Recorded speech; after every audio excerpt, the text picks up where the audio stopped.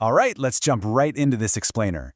We're looking at the optical physics of bokeh ramping in cinema zoom lenses. If you've ever watched a beautifully crafted cinematic shot, you've definitely seen it. That gorgeous, buttery background blur that suddenly swells up as the camera zooms in. It feels intuitive, right? But physically, what's happening inside that lens barrel is actually a total mind-bending trick of physics.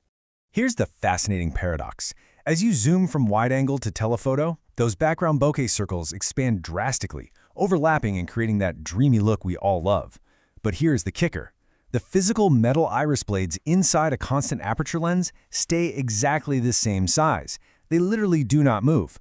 So if the metal iris doesn't change at all, why in the world does the bokeh grow so much? Section 1. The Mystery of Bokeh Ramping. We are going to completely dismantle the common assumption that moving mechanical parts are what caused this blur. Actually, scratch that, it's not mechanical at all. The transformation is driven entirely by internal glass magnification. It's a pure optical illusion. We aren't physically changing the hole the light passes through. We're simply changing how that hole appears to the incoming light.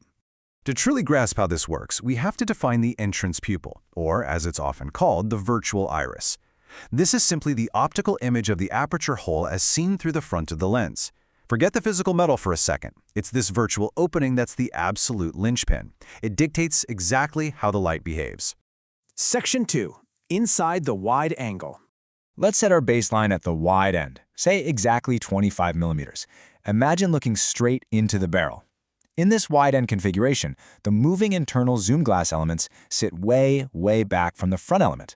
The structural geometry basically creates a massive gap between the front glass and the zooming elements. Because of that significant physical distance, those front glass elements provide minimal magnification of the iris located behind them. What this means in practice is that the virtual aperture opening, our entrance pupil, actually looks really small from the outside. The light rays entering the lens basically see a tiny target to aim for. This small virtual opening perfectly controls our light cone geometry. It forces light rays arriving from the out-of-focus background to enter the lens at a very narrow, shallow angle. The light vectors aren't bending aggressively at all. They're just sliding in smoothly through a highly restricted virtual pathway. And the result? Well, because this incoming light cone is so incredibly narrow, the rays strike the camera sensor in small, tightly focused areas. This specific geometry translates directly into the sensor output you see: small, distinct, and relatively sharp bokeh circles. The background blur is fully contained. Now, check out the stark contrast when we jump from the shallow light cone of that 25 millimeter extreme over to the steep light cone of the 250 millimeter extreme. Keep in mind, it is the exact same metal iris inside, but the angles of light hitting the sensor couldn't possibly be more wildly different. Section 3. The telephoto transformation. This is where the true optical illusion reveals itself. As you rotate that barrel and zoom to 250 millimeters, the telephoto end configuration means the internal zoom glass groups mechanically shift forward. They drive right up toward the front of the lens barrel. This physical movement of the glass, not the iris, is the catalyst for the whole shebang. Why? Because this forward-shifting glass acts like a wildly powerful magnifying glass. In a 10-to-1 zoom lens, it optically magnifies the virtual image of the iris hole by an incredible 10 times. 10 times! The metal blades haven't moved a fraction of a millimeter, but to the incoming light, the opening just got 10 times larger. This newly massive virtual opening fundamentally changes the physics of the entire light path. It forces the background light rays to bend at an incredibly steep and wide angle as they travel toward the sensor. We've essentially gone from pushing light through a narrow little tunnel to dropping it into a giant funnel. So what happens at the sensor output? When this wide, steep cone of light misses focus, it spreads out broadly across the entire sensor plane. This extreme spreading forces those individual points of light to just swell up into giant, gorgeous, overlapping blur disks. Boom! That is the bokeh ramping effect, fully realized.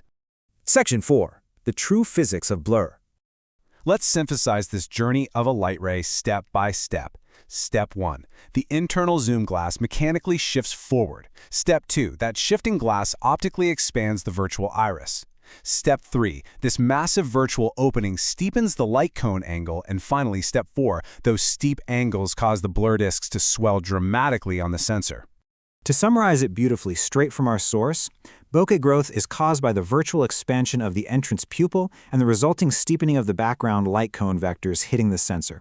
It is 100% about how internal glass magnification alters the geometry and angles of light. That is the undeniable golden rule of bokeh ramp. So, the next time you're watching a movie and those out-of-focus background lights beautifully swell up during a cinematic zoom, think about the hidden physics locked inside that dark lens barrel. Ask yourself, are you watching a mechanical change in the camera, or are you simply falling for a magnificent optical illusion? It just goes to show, in cinema, even the laws of physics can be bent to play tricks on our eyes.